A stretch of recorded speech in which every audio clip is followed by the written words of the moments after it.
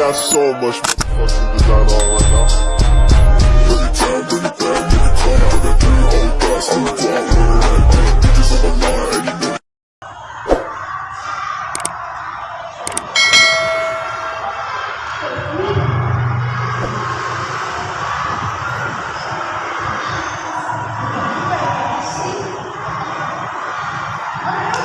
Bismillahirrahmanirrahim. Alhamdulillahirabbil alamin. Wa bihi nasta'in ala umuri dunya waddin. Wassalatu wassalamu ala sayyidina Muhammadin wa ala alihi wa sahbihi wa sallam ajma'in. Subhanaka la ilma lana illa ma 'allamtana innaka antal alimul hakim.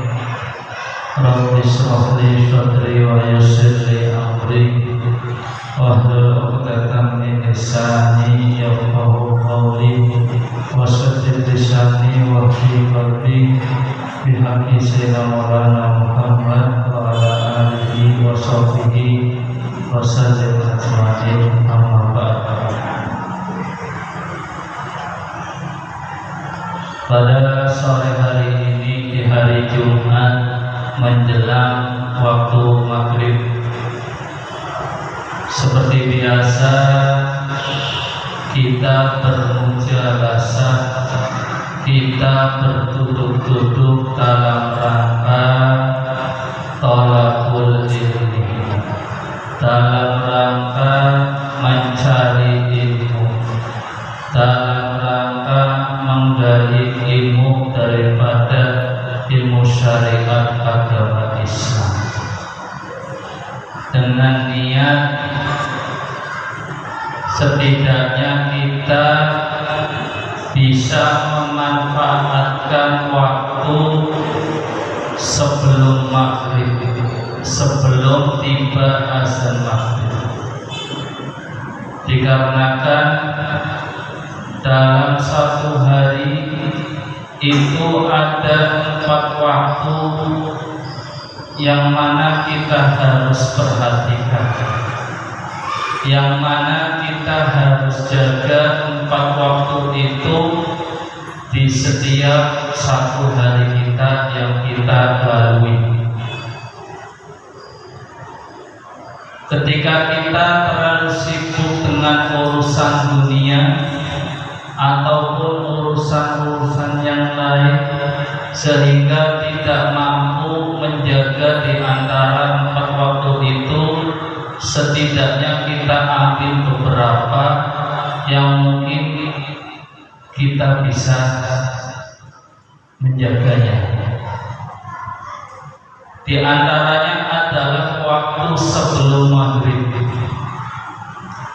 Waktu sebelum maghrib kita isi dengan hadir majelis ilmu, kita isi dengan mengaji.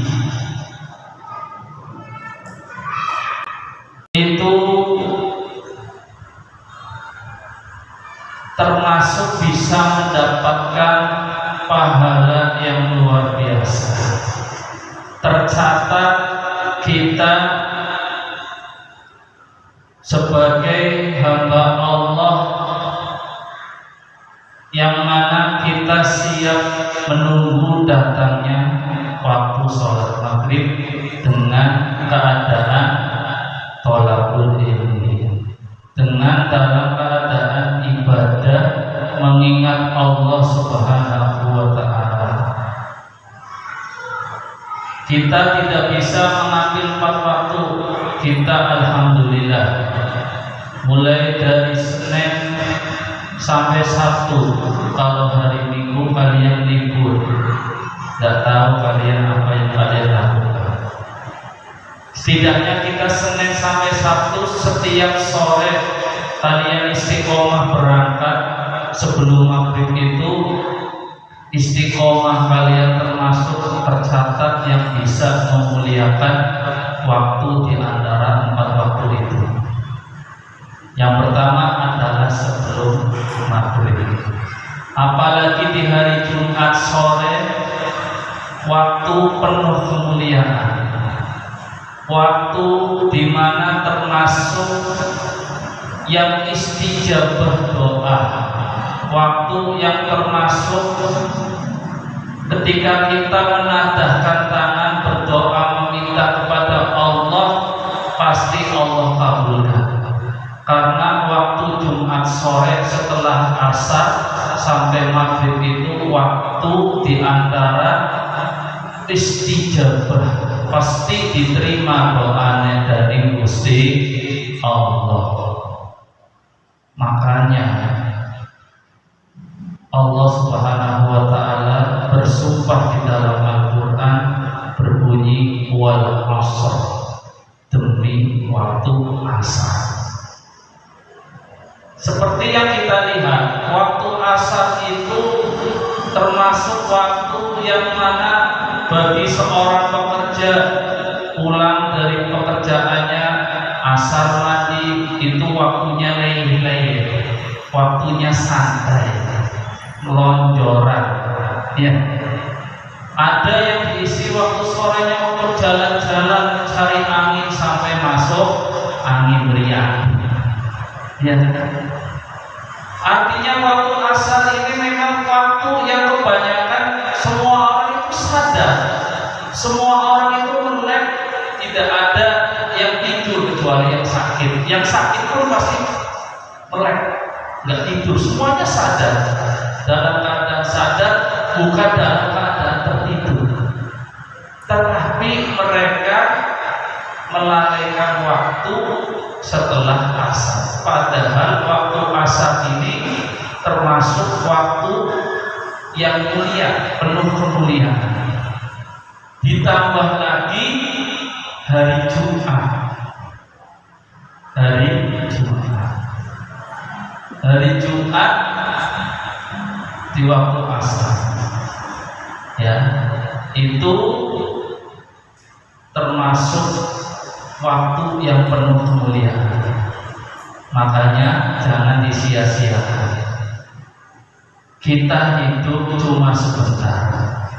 Kalau kita tidak bisa semaksimal mungkin dalam memanfaatkan waktu, maka kita akan termakan oleh waktu, sia-sia tanpa ada keuntungan. Buat apa kita mengharapkan hidup lebih lama tapi waktunya tidak diisi oleh ketaatan, hanya berisi oleh kelalaian, na'udzubillah diisi oleh maksiat.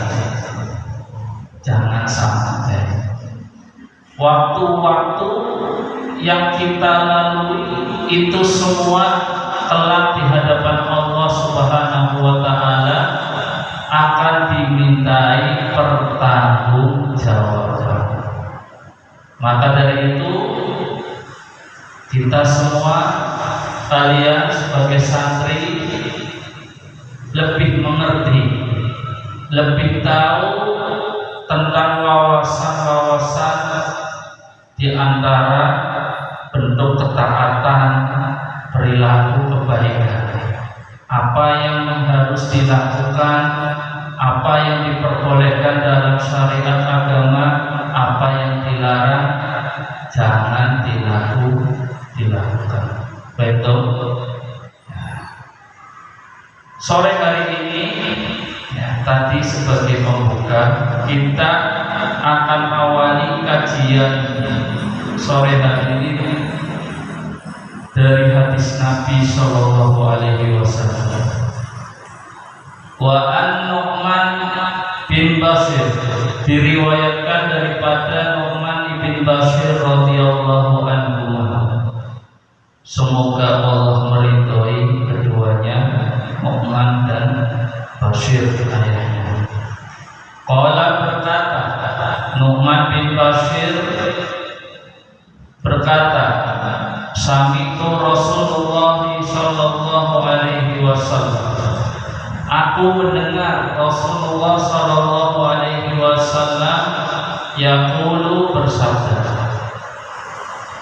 al halalu bayyinun wal haramu bayyinun. Al halal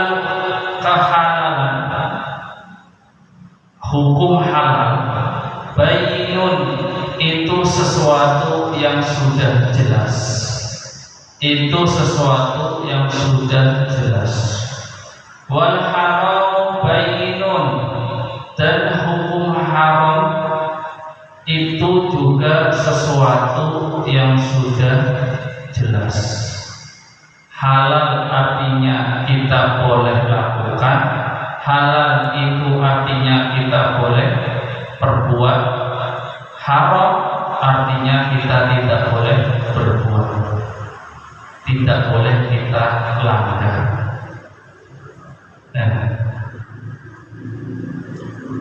Awas jangan disentuh, berbahaya, tegangan tinggi. Kalau tiang listriknya, kamu pegang kesetrum, yang salah siapa? Kamu sendiri. Kamu sedang kemah, ada api unggun, kamu duduk dekatnya saja itu panas. Kamu malah nyemplungin diri, loncat ke dalam apa? Loncat ke dalam apa? Loncat ke dalam api yang sudah berkobar, api unggun, kebakar. Yang salah siapa? Ya kamu sendiri. Kecuali kalau anak kecil yang belum memayis, kita kita stop. Kalau orang yang sudah balik, apalagi berakal sehat, orang edan, kok malah loncat ke api unggun yang sedang berkobar panas, ibaratnya kocak.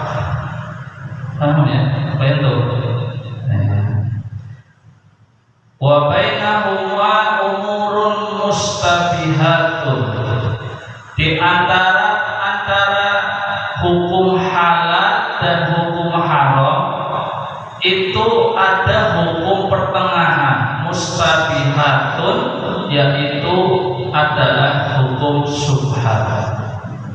Di antara hukum halal dan haram ada hukum yang tengah-tengah, namanya hukum syubhat. Kita diperintahkan bukan hanya dalam perbuatan kita harus jaga, kita harus berlaku baik, tetapi dalam hal konsumsi, apa yang kita makan, apa yang kita pakai, kenakan juga harus baik.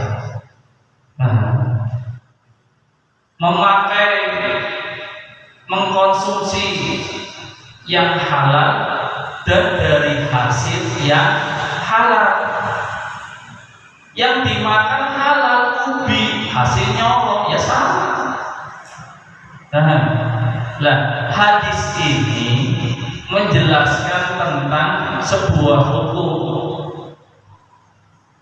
hukum yang halal diperbolehkan dalam syariat agama Islam, boleh kita lakukan, boleh kita kerjakan, boleh kita pakai, boleh kita konsumsi dalam hal makanan, minuman. Cium itu jelas haramnya, jangan dikonsumsi, jangan diminum. Pakaian yang terbuat dari kulit babi, kalian sudah belajar. Ada dua kulit bangkai yang memang tidak bisa disuntikan, kulit anjing dan kulit babi. Kamu pakai, itu haram. Paham ya? Barangnya halal, makanannya halal, minumannya halal, tapi hasil dari bukan yang halal, hasil mencuri, hasil merampas. Ingat, merampas itu hukumnya haram. Kamu minjem duit, minjem barang ke temenmu nggak boleh, kamu tetap pakai, haram. Besok kamu akan dituntut oleh temenmu kalau nggak minta maaf, nggak minta itu, hati-hati. Makanya dalam hukum hal pinjam meminjam itu harus bilang dulu, bukan pakai dulu.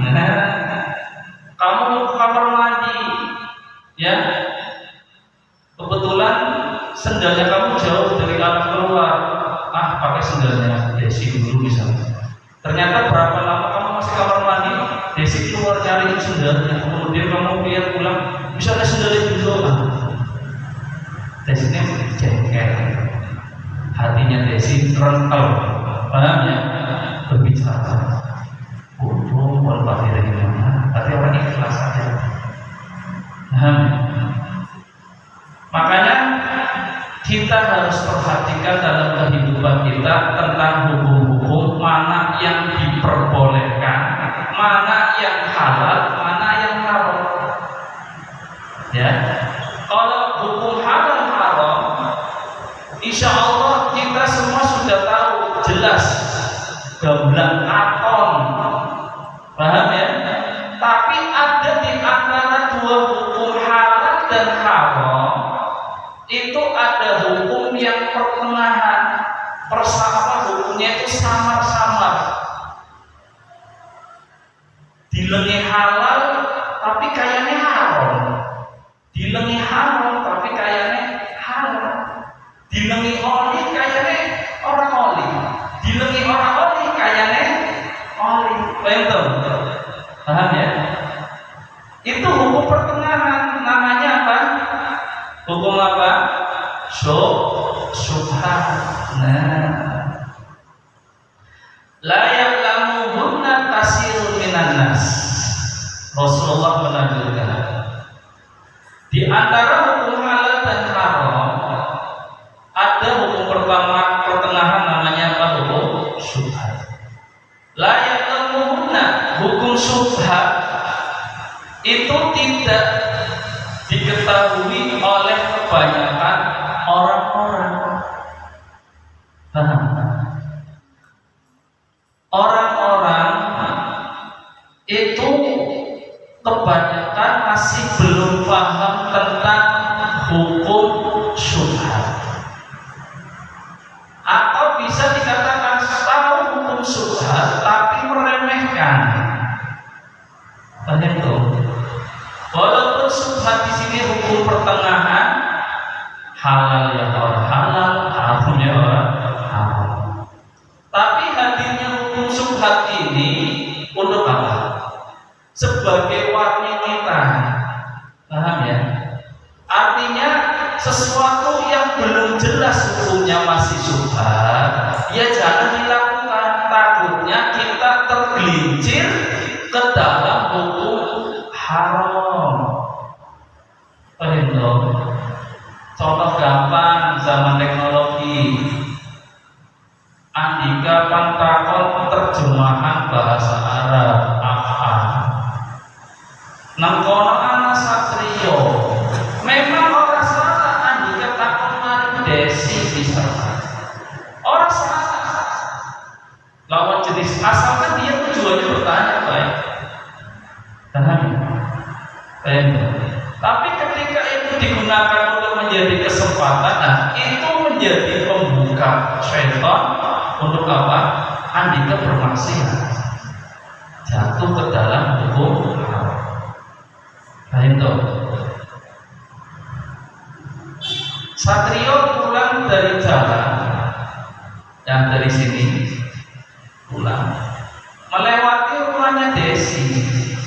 Dekat rumahnya Desi itu ada pohon mangga. Pas jalan, Satrio kejatuhan kepruk kepala mateng, aroma manis baunya tuh. Satrio sempat jengkel, asem. Bukannya astagfirullah, asem. Ya, ketika kamu sedang kesandung, terkena ujian, musibah, itu katakan astagfirullah atau innalillahi wa inna ilaihi raji'un. Semua itu ya sudah menjadi ketentuan Allah Subhanahu wa taala. Karena jengkel, wis kena iki yang cukup belum. Itu Satrio mengambil mangga yang sudah jatuh. Artinya bukan dari hasilnya plong, mangga yang masih nempel dengan apa? Dengan apa? Pohonnya ya.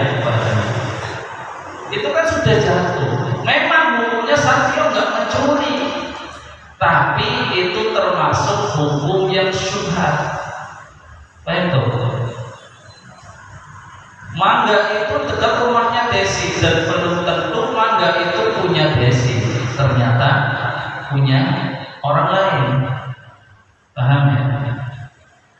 Satrio aslinya misalnya orang kena ya panjukut pelemek pan izin, tapi karena wis jengkel pelemek ini berindas, betul sekali ya.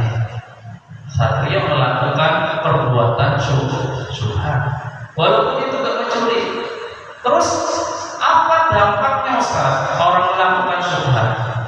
Dampaknya adalah kamu lebih kemungkinan besar akan terjerumus ke dalam hukum haram, perbuatan yang dilarang oleh syariat agama Islam. Nah, harusnya apa? Walaupun tadi memang itu kena satrio, itu kan sudah hukum alam, memang bukan abisar yang lempar, tapi memang mangga itu jatuh kan. Tetap misalkan tadi mangga itu jatuh, kamu menginginkan atau misalkan sebagai satrio, apa memang satrio itu ingin berbuat baik ya?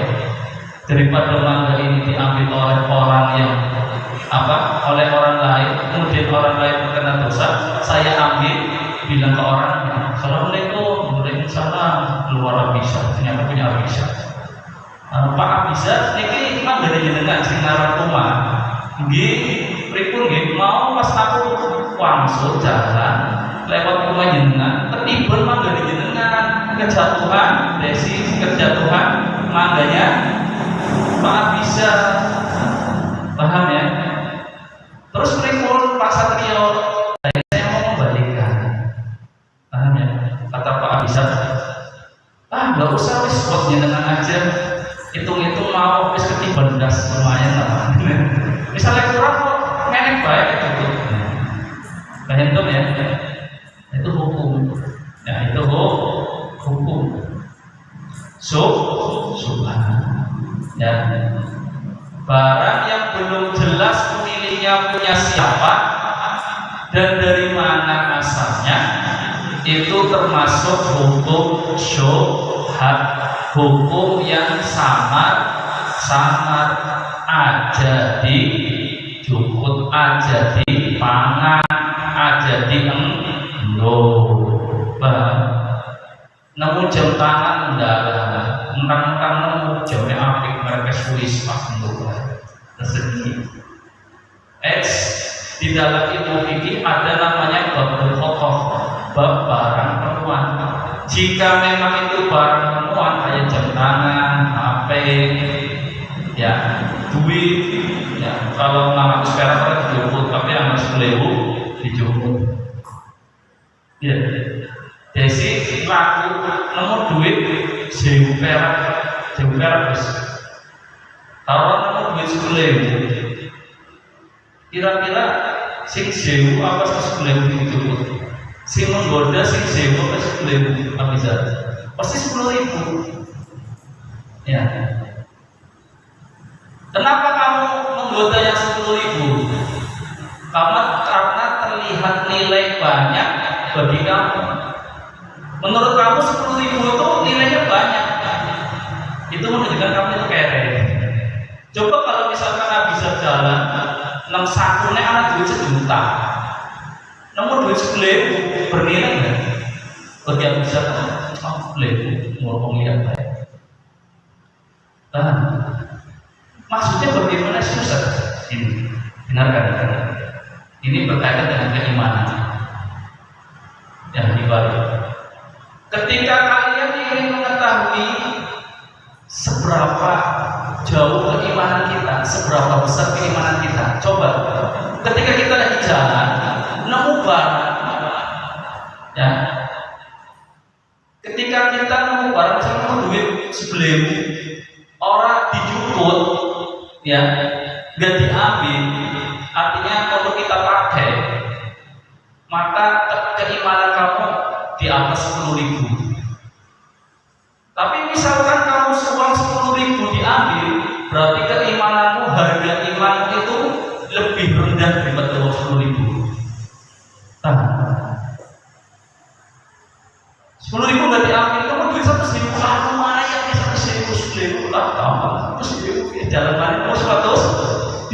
disebut berarti keimananmu itu harganya 100, beratnya cuma 100.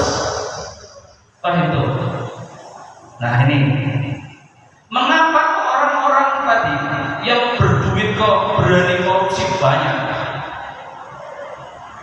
Karena mereka itu sudah terbiasa memegang uang banyak.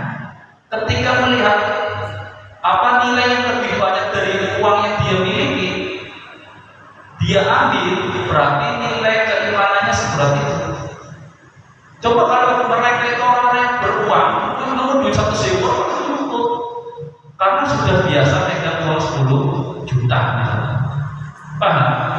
Kayak Abiza kan belanja mari Indomaret, anggar gawe duit yang akeh, rega liyane kaya regane murah, tapi anggar gawe duit yang 50, 20.000, kan apa mikir berat ya.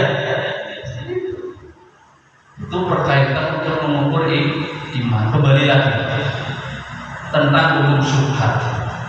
Nah, jadi syubhat itu adalah hukum yang masih belum jelas kehalalannya dan keharamannya. Tapi Rasulullah mewanti-wanti jangan sampai kita terjerumus melakukan perbuatan syubhat. Kalau kita selalu bahkan meremehkan tentang hukum syubhat, ya kita memakai barang yang belum jelas, itu pasti dia akan tergelincir, mudah tergelincir ke dalam perbuatan hukum haram. Paham? Terus bagaimana tadi misalkan saya nemu uang di jalan Ustaz, karena saya sudah karunia menemukan, saya ingin mengembalikan, kamu buat pengumuman yang besar, share yang banyak. Saya menemukan uang, jangan sebut itu nilainya di area sini, di WA atau story. Kemudian ada orang mengaku, jangan langsung iya nih, jumlahnya berapa? Kamu sebutin, paham ya? Kamu tulis. Yang merasa kehilangan jam tangan, yang merasa kehilangan dompet, ya di area sini. Udah gitu aja, hubungi saya. Tentu. Kalau kamu ikut, misalkan 3 tahun, jangan misalnya kecil banget, sengaja. Jadi apa? Lumayan deh, anak HP, dompet versi timnas, anak HP ini, anak duit, malah tuh lumayan. Jadi ini ketutupan bodong, sama simpan mana? Ya bisa deh. Jadi kamu tulisan kayak iklan itu besar. Nah ya, di share di WA, di Facebook, sosial media sekitar kita misalnya. Siapa tahu pasti kalau itu berharga bagi pemiliknya bakal mencari. Setelah 3 tahun orang itu kita sudah membuat perusahaan, 3 tahun kita men-share usaha, nggak ada kontak pemiliknya, berarti di bawah foto kita boleh memakai, tapi dengan cara setengah atau seperempat itu kita sedekah. Paham ya? Kita sedekah, itu sudah hak wajib milik kamu. Tapi kalau udah jelas itu ada KTP, STNK, ya kamu cari. Paham ya? Kalau misalkan hanya nemu dompet karena duit 500.000, ya KTP akan ada bukti pengenal, kamu bingung buat pengumuman, tapi nggak ada pengumuman nggak ada yang respon selama 3 tahun, ya itu sudah mungkin yang punya ingin sodakoh dia. Sekarang kan banyak orang buat konten 100.000 diselipan bahkan, ya kan ada kontennya itu. Kamu pernah lihat ada konten orang